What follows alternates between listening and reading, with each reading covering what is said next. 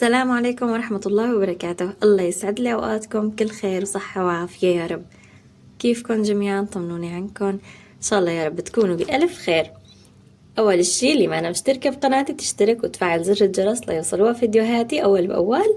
وأهلا وسهلا بكل صفية منضمة جديد على القناة، وأهلا وسهلا بكل اللي عم تابعوني من أي بلد كنتوا. وطبعا بعد الصلاة على سيدنا محمد وعلى آله وصحبه وسلم، خلونا نبدأ الفيديو مباشرة أنا وياكم. وبفيديو اليوم يا صبايا مثل ما انكم شايفين بلشنا بفنجان القهوة، فنجان القهوة المسائي وليس الصباحي. هون كان عندي ضيوف واللهم صل على سيدنا محمد، رفيقتي هي اللي عم تساوي القهوة. سبحان الله يا صبايا، هلا رح يختلف عليكم الصوت شوي. كنت عم سجل لكم الفيديو المساء تقريبا قبل المغرب بشي تقريبا يعني ربع ساعة، كنت مخلصة كل شي وقلت انه قاعد سجل الفيديو. قام اجوا ماما وبابا، فسبحان الله وقفت التسجيل وهلا عم سجل لكم اياه باليوم الثاني الصبح اول فايقتي. والله يا صبايا، فمثل ما قلت لكم بلشنا الفيديو بفنجان القهوة. هيك بحب دائما بلش لكم اياه فنجان القهوة، مع انه برمضان لازم اعمل لكم اياه اخر الشي. مثل ما انكم شايفين صحن هالكريب برفيقتي عاملته كتير طيب.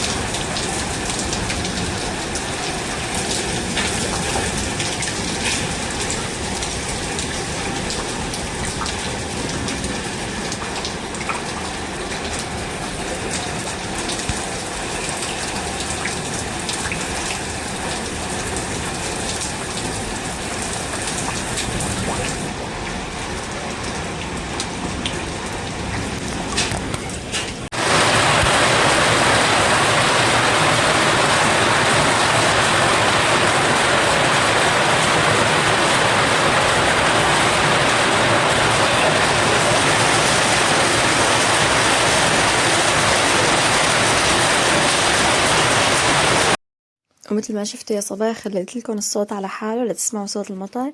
ما شاء الله تبارك الرحمن، الجو كان كتير كتير مطر، يعني أمطار غزيرة بكل معنى الكلمة. هون ولادي قاعدين عم بيلعبوا مثل ما انكم شايفين، وهلا أنا عم سجل لكم الفيديو كمان. اليوم اللهم صل على سيدنا محمد، رح نطلع على حماة كمان، عبيت حماية مشان نقضي هنيك إنه أول يومين العيد يعني. كمان الجو كتير مطر برا، فسبحان الله يعني الحمد لله رب العالمين، الله يبعث الخير يا رب. بس هي السنة فعلا كانت يعني انه كلها مطر، ما شاء الله تبارك الرحمن، الله يبعث الخير يا رب. طبعا ما في احلى من المطر، وانا بالنسبة لي هذا جوي، وما في احلى من الشتاء كمان. فوالله يا صبايا بهذا اليوم مثل ما انكم شايفين كمان هون كنت عم جهز، بدنا نعمل معمول.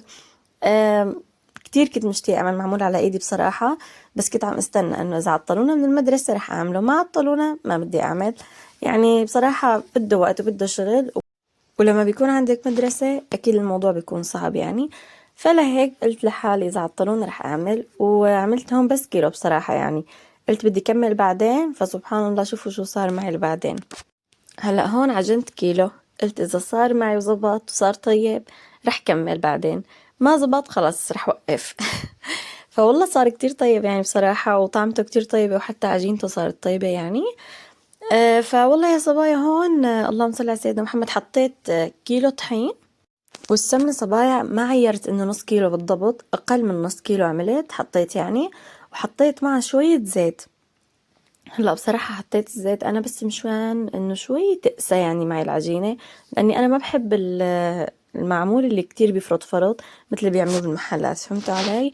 فحطيت بس شوية زيت، قلت انه تقسى شوي معي يعني، شي بسيط زيت. ايه والله هون كنت مجهزة مثل ما انكم شايفين التمر يعني العجوة، مجهزتها ومظبطتها، وكمان عملت جوز. فوالله يعني عن جد طلع مثل ما بدي واكتر. وهون يا صبايا بعد ما جهزت اواتيل الطبخة يعني او اواتيل الحلو، حطيت وقعدنا انا وزوجي مشان نشتغل فيه. طبعا زوجي هون كان هيك رايق وله مرة انه يشتغل فيه يعني الصراحة. ايه والله فسبحان الله يعني ما طول معنا ابدا ابدا، يعني اقل من ساعة كنا مخلصين الكيلو. قعدنا انا وياه وهيك زبطناه، واحلى شيء نحن وقاعدين عم نعمله وعم نتحاكى ونتحادث، انه على يزبط وما يزبط، تطلع الرسمة ما تطلع الرسمة. هلا ما بخفيكن الرسمة شوي اختفت، يعني راح منا شوي، ايه بس يعني ما كلها راحت، فهمتوا علي؟ وبالاخير الحكي على الطعمة، والطعمة صارت غير شكل. ايه والله يا صبايا. فكنت عم احكي لكم حطيت اللهم صل على سيدنا محمد كيلو طحين تقريبا. انتي اذا بدك تحطي حطي نص كيلو سمنة، بس انا ما حطيت النص كامل، حطيت ربع منه زيت. حطيت كمان اللهم صل على سيدنا محمد حليب بودرة، وكاسة مي دوبت فيها سكر كمان، وحطيت شوية حليب مكثف. يعني أنا ما كترت كتير سكر مشان أحط الحليب المكثف، عرفتوا؟ فعن جد طلع كتير طيب وكتير مرتب ومثل ما بدنا. اي والله يا صبايا. شو ماما؟ طبعا لازم اذا سجلت لكم الفيديو بالنهار لازم امير يدخل على الخط، فوالله دخل امير على الخط مثل ما شفتوا وتحادثنا شوي. وهلا احكوا لي تابعتوا شي مسلسلات برمضان ولا لا؟ هلا شوفوا صبايا، للصراحة انا صاير ما بقى كتير الي مرق يعني بالمسلسلات، وحكيت لكم بالفيديوهات الماضية انه انا وقت عم تابع او مو عم تابع، يعني وقت بحب اتفرج على شي فبحط على باب الحارة بصراحة من الاخير. يعني إذا بدنا ناكل أو هيك إنه حبينا نتسلى فبنحط باب الحارة. يعني غير مسلسل أبدا صبايا، ولا صاير إلي هيك إنه شغف بالمسلسلات أبدا. هاي السنة سبحان الله قد ما هيك طلعوا مسلسلات كتير وهيك ما كان إلي مرق إنه تابع. فوالله وقت رحت على حلب لقيت إخواتي متابعين مسلسل اليتيم، كانت الحلقة 18. مهم هون حبيت إنه تابعه، يعني حسيت إنه حلو يعني. ايه والله يا صبايا. فوالله تابعت المسلسل، مسلسل اليتيم، حاليا هلا عم نتفرج عليه. يعني المسلسل عن جد يعني انا قلت لكم انه ما كنت حابة اتابع، بس عن جد عجبني المسلسل. يعني ما بعرف هيك احداثه حلوة، واللهم صل على سيدنا محمد. يعني كيف بدي لكم، ما مثل هالمسلسلات اللي طالعة هلا. يعني اذا انتبهتوا والله في مسلسل شفته عن اللهم صل على سيدنا محمد، يعني شفت لقطات له لكعريس بشار وهيك، فما حبيته ابدا، خصوصي انه هلا الدنيا رمضان. يعني والله لازم، يعني لازم يحترموا انه الدنيا رمضان قد ما كان. هلا هو بغير رمضان حرام، باي وقت حرام، بس انه بوقت رمضان بهيك وقت ما بدها هيك مسلسلات يعني. فوالله هذا مسلسل اليتيم يعني ما رح اقول لكم يعني انه والله هذا الشيء صح او هيك، بس حسيته هيك حلو، بيئة شامية وما فيه هيك شيء كتير يعني مثلا مثل غير مسلسلات. فوالله يعني من الاخير حبيت تابعه، وتابعت بس آخر حلقات يوم 18، وهلأ أنا ماشية فيه يعني رح يخلص أصلا يوم 29 رمضان مثل ما بتعرفوا. إيه ما أشبه شي حلو، أحداثه حلوة يعني، وإنه كيف هيك هو يتيم وأمه وهيك. ف يعني والله عجبني. بس شوف الشغلة الوحيدة الصراحة اللي ما عجبتني فيه هي إنه أمه كتير كتير مبشعينة يعني. يعني بصراحة ما كان بدها كل هالشي يعني. يعني بتقدروا إنه تغيروا لها شوي من شكلها حتى لو كانت محروقة، بس مو كل هالقد يعني. يعني فعلا كتير كتير مزودين بهذا الموضوع. واحلى شي هون عم خطط مع زوجي، قلت له بدي احط لهم توقعات مسلسل اليتيم، بس حطيت لهم هيك الكل رح يدخل على الفيديو. فهلا اذا شفتوا بالعنوان لا تستغربوا. قلت له لزوجي هلا كلنا رح يدخلوا على الفيديو بس ليشوفوا التوقعات تبع مسلسل اليتيم، مشان ما اكذب عليكم. يعني انا كنت امبارح هيك عم شوف شوي من البرومو تبعه وهيك.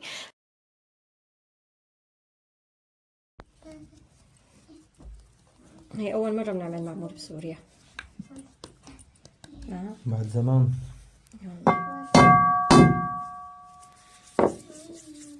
كتير حابة هذا القالب.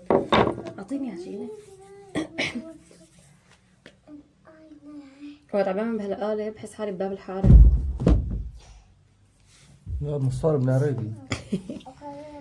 عن جد أول مرة بعمل فيه. هذا جبته من عند أمي يا جماعة، بلاستيك. أنا ما عندي إياه. بلاستيك أحسن. بالعادة بنعمل بهدوك البلاستيك، هي أول مرة بعمل بالخشب. في منهم كمان بس ما كنت تجيبه. هلا انتوا لا تطلعوا على الطريقة وتاخذوها يعني معيار، عرفتوا؟ لنشوف شلون رح يصير معنا هالمرة. صار لي زمان ما عملت معمول. ماما ايه ماما انزل لتحت انزل. طبعا هلا الساعة 2 بالليل وأمير لسه سهران معنا، عم بونسنا مو مشان شي يعني، ونس ما شاء الله. قوم نام قوم. لا قوم نام. لا ما نعست؟ ما تعبت؟ لا ما نعرف. والله أنا تعبت عنك. لا ما نعرف. وقتي هلا شو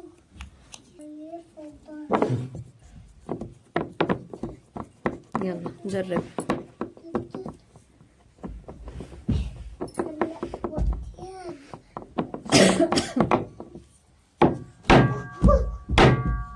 ايوه فرجيني. كمان طلعت هيك. لا هذا قلب مرة. ما عم بيحفر كتير الرسمة، حسيت مع انه الخشب بيقولوا احسن يعني كويس. ما في واحد تاني ما من هدوك البلاستيك. انا اول بي تركتهم تركيا ما جبتهم معي مع الاسف. بس عملتوا كعك العيد بتحسوا باجواء العيد، ما بتحسوا لحتى تشموا ريحة الكعك بالبيت المعمول يلا خالص. تعال خلينا نحط هي اول صينية. يلا نستغل مكان شوي شوي. رح احطها بالفرن وجيب غيرها. يلا.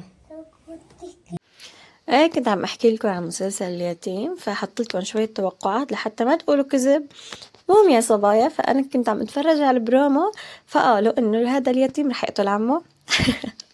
وكمان امه شفته ماتت. يا حرام يعني عن جد ما بعرف. هلا شفت تعليقات على الفيس تقول لا ما ماتت، بس هي مستحيل ماتت يعني امه. ايه والله. واليتيم رح يتزوج عليا وهيك يعني. فالمهم هلا انتوا فوتوا على الفيديو سواء يعني مشان اليتيم او مشاني انا، يعني مو مشكلة. ايه والله يا صفايا، هون هيك صاروا معاملاتي. شوفوا لي على الشكل، وعن جد كتير طلعوا طيبين الحمد لله رب العالمين على جميع نعمه.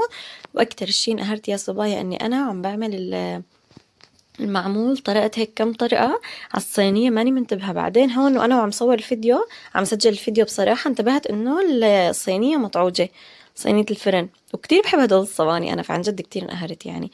وهون احنا نعمل قهوة، فكان عم يطحن لي اياها كمان وكنت عم صور لكم. كتير هيك بحب تعرفوا انتو هيك اجواء، يعني خصوصي اجواء طحن القهوة. وسبحان الله يعني انا لو علي بتمنى يا صبايا اعيش بالزمن القديم القديم. عن جد زمن شفتوا باب الحارة شلون، انا هيك بتمنى اعيش. ايه والله. فالحمد لله رب العالمين على جميع نعمه. الله يديم علينا جميع نعمه يا رب، والحمد لله رب العالمين. هيك اليوم هيك 29 رمضان، يعني عن جد بتحسوا هيك كتير في غصة بالقلب، خصوصي وقت شلنا الزين وضبضبنا وهيك. فعن جد يعني أنا كتير غصيت بصراحة، بس الحمد لله رب العالمين على كل حال. الله إن شاء الله يا رب يعيد علينا أو عليكم على جميع أمة محمد يا رب بالصحة والعافية والخير دائما يا رب. فوالله يا صبايا، وإن شاء الله كمان كل عام وانتم بألف خير يعني بما إنه هيك إجا العيد. وهون يا الصبايا مثل ما انكم شايفين أجواء العيد في السوق أو في الشارع يعني. فوالله نزلنا تمشينا أنا وماما كمان. مرة نزلنا أنا وزوجي، مرة نزلنا أنا وماما يعني بصراحة. تمشينا تفرجنا شوي يعني، ما كان لازمني شي، كنت مخلصة تقريبا كل أغراض ولادي. إيه بس أخذت لهم هيك جرابات للولاد يعني، وأخذت لي كم شغلة هيك بسيطات يعني، ما إنه شي أساسي يعني، عرفتوا. اي والله. فبتشكركم على تعليقاتكم على الفيديو الماضي اللهم صل على سيدنا محمد. وبالنسبة لللباس انه عجبكم كتير، فالله يجزيكم الخير يا رب، وشكرا على كلماتكم الحلوة. وبتمنى دائما هيك تكتبوا لي تعليقات حلوة لحتى اتشجع. وبصراحة عن جد يعني هاي الكلمات البسيطة بتخلينا ننزل فيديوهات على طول. فهيك انتوا بتشجعونا وبتعطونا طاقة لحتى ننزل اكتر يعني بصراحة، وقت بشوف هالتعليقات الحلوة. هون يا صبايا كنت عم اطبخ مثل ما انكم شايفين، ويعني بصراحة انا عم سجل لكم الفيديو هلا لاني كتير مضطرة اني سجله هلا بهذا الوقت. رح نروح على حماه، وبحماه شفت الشبكة كتير ضعيفة. فوالله يعني ضروري انه سجل الفيديو هلا ونزله هلا كمان، يعني انه حمله على القناة. فبدي منكم هيك يعني ترفعوا لي اياه لاني بستاهل عن جد يعني. زوجي عم يستنى، بدي اقوم ضبضب الاغراض وعندي شوية شغل وبدنا نروح وهيك. فعن جد كتير مستعجلة، وما هيك قلت له لا بدي سجل الفيديو وبعدين اطلع. بس رحت على حمام ما رح اقدر اسجل الفيديو هنيك، مو انه كتسجيل صوت لا، بس ما رح اقدر ارفعه على القناة لاني مثل ما قلت لكم كتير صعب رفعه على القناة. يعني ما بعرف يمكن ضل 3-4 ايام وما بيرتفع الفيديو، يعني لحتى ارجع على سرمدة لحتى اقدر ارفعه. فلذلك قلت له خليني اسجله وظبطه على 24 وبعدين برفعه. وخصوصي هلا الجو مطر، يعني ما فيني حتى اطلع انه لبرا مشان اللهم صل على سيدنا محمد. يعني كنت انه بعمل رصيد، بحول رصيد وبرفعه على الباقة يعني. إيه ما فيني انه اطلع لبرا استنى لين ما يتحمل الفيديو بما انه الجو مطر. فهمتوا علي؟ يعني الجو مطر، عم يقولوا كل ايام العيد رح يكون مطر، فمجبرة اني احمل الفيديو انه حالا يعني مباشرة. والله صل على سيدنا محمد. يا صبايا لهون كان بقيان علي بس الطبخة وبخلص الفيديو. إذا وصلتوا معي لهون اكتبوا لي بالتعليقات، اكتبوا لي تعليق حلو أكيد مثلكم. والمشتركة بقناتي الله يسعدك يا رب، واللي ما أنا مشتركة وجديدة على القناة بتمنى تشتركي بالقناة وتفعلي زر الجرس لتوصلك فيديوهاتي أول بأول. إن شاء الله أكون هيك ضيفة خفيفة على قلوبكم وما أكون كتير هيك يعني قريت معكم. بحبكم كتير كتير. استودعكم الله الذي لا تضيع ودائعه. بما أنه أجا العيد، عيدكم مبارك وكل عام وأنتم بألف خير. سلام.